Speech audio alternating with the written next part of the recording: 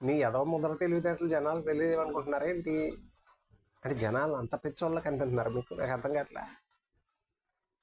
విచిత్ర వాదనలన్నీ తీసుకొచ్చి సమాజాన్ని నాశనం చేసేసి వాళ్ళు ఏదో భ్రమంలో పెట్టేసి, భ్రమంలో మేము పాలన చేసేసి మొత్తం దోచేసుకుంటాను నేను, మీకు సెంటు భూమి ఇస్తాం, ఓ 10,000 సంవత్సరానికి ఇస్తాం అంటే పళ్ళు రాలగొట్టి కింద కూర్చోబెడతారు. అలాగే కూర్చోబెట్టారు.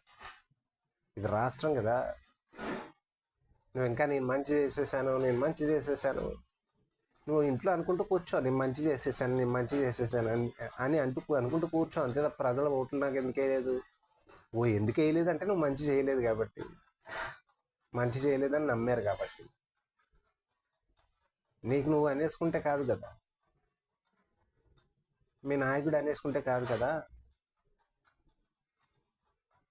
మీరు అందరూ ఒకేలా ఉంటారు ఏంటో కానీ విచిత్రంగా. ఒకరు కూడా సవ్యంగా మాట్లాడరు మీ దాంట్లో.